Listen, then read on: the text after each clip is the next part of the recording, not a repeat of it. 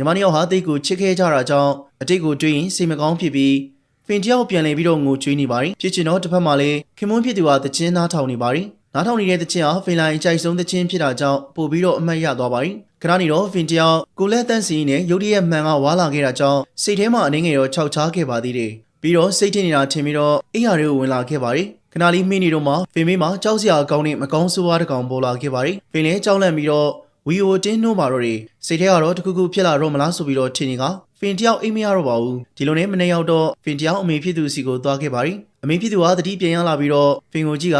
တောင်းပန်ပါတယ်ဆိုပြီးတော့တစ်ချိန်လုံးပြောနေခဲ့တာကြောင့်ဖင်တယောက်စိတ်ညစ်သွားခဲ့ပါတယ်ဘာဖြစ်လို့အမေဖြစ်သူဟာတခုခုကြောက်လန့်နေတာလဲဆိုပြီးတော့တွေးနေခဲ့ပါတယ်ဒီလိုနဲ့အိမ်ပြန်ရောက်လာခဲ့တော့အိမ်ပေါ်ကောင်မလေးကိုမေးပါတယ်ဘာလို့အမေဖြစ်သူက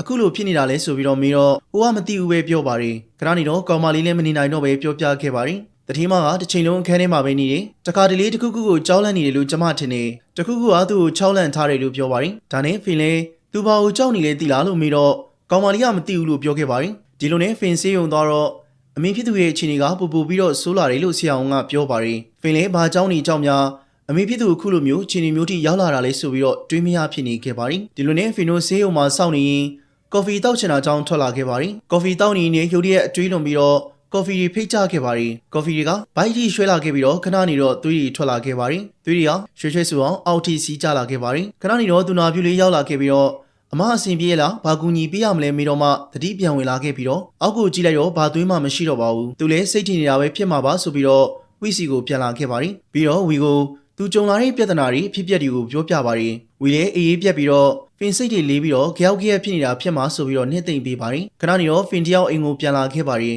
အိမ်ရောက်တော့ခွေးလေးကိုလိုက်ရှာရင်းနဲ့ခွေးလေးကမှန်ကိုကြည့်ပြီးတော့ဟောင်းနေတာကိုတွေ့လိုက်ရပါတယ်ဖင်လည်းခွေးဟောင်းနေတဲ့မှန်ကိုကြည့်လိုက်တော့ရုတ်တရက်ကြောက်စရာကောင်းတဲ့မကောင်းဆိုးဝါးတစ်ကောင်ပေါ်လာခဲ့ပါတယ်ဖင်လည်းကြောက်လန့်ပြီးတော့လေကားပေါ်ကနေပြုတ်ကျကတတိမိမျောသွားခဲ့ပါတယ်နောက်ဆုံးဆေးရုံရောက်သွားတဲ့အထိဖြစ်ခဲ့ရပါတယ်ခင်မွန်းဖြစ်သူကလည်းအတွေးတွေများဆေးကြောက်ကြက်တွေဖြစ်နေတဲ့ဖင်ကိုကြည့်ပြီးတော့တော်တော်လေးကိုတနာနေပါတယ်ခဏနေတော့ဖင်တယောက်တန်ရှင်းရေးလုပ်ရင်းနဲ့ရုတ်တရက်မှန်ထဲမှာဖင်မျက်နှာနဲ့ဆင်တူကိုဝါးတစ်ခုပေါ်လာတာကြောင့်သူထိတ်လန့်သွားခဲ့ပါတယ်ပြီးတော့ကြောက်လန့်ပြီးတော့မှန်ကိုရိုက်ခွဲလိုက်ပါတယ်ဖင်ရဲ့တစ်ခုလုံးမှာလေမှန်စားတွေနဲ့ဒဏ်ရာတွေအများပြားရရှိနေပါတယ်ဝီလေဒါကိုတွေ့ပြီးတော့ဖင်ဘာရီဖြစ်နေတာလေကိုကိုပြောပြပါလို့ပြောပါတယ်အဲ့ချိန်မှာဖင်ကမှန်ထဲမှာကျမကိုပါတွေ့လိုက်တယ်စိတ်ထဲထင်တာကတော့ဖလိုင်ကကျမနားမှာအတူရှိနေတယ်လို့ခံစားမိတယ်တစ်ချိန်လုံးကျမနားမှာနေပြီးတော့စောင်းရှောက်နေတယ်လို့ခံစားမိကြောင်းသူမကပြောပါတယ်ပြီးတော့ဖင်မင်းစိတ်ချမ်းသာရေးဆရာနဲ့ပြသင့်ပြီလို့ဝီကပြောပါတယ်ဖင်နဲ့သူ့ကိုအဲ့လိုပြောရမလားဆိုပြီးတော့ဝီကိုစိတ်ဆိုးသွားခဲ့ပါတယ်နောက်တစ်နေ့မှာတော့ဝီတယောက်သူ့အသည့်စိတ်ချမ်းသာရေးဆရာတယောက်ကိုခေါ်လာခဲ့ပါတယ်ဖင်လည်းသူ့ကိုအယူလို့တွင်းနေတဲ့ခင်မွန်းဖြစ်သူကိုအတော်လေးကိုစိတ်ဆိုးခဲ့ပါတယ်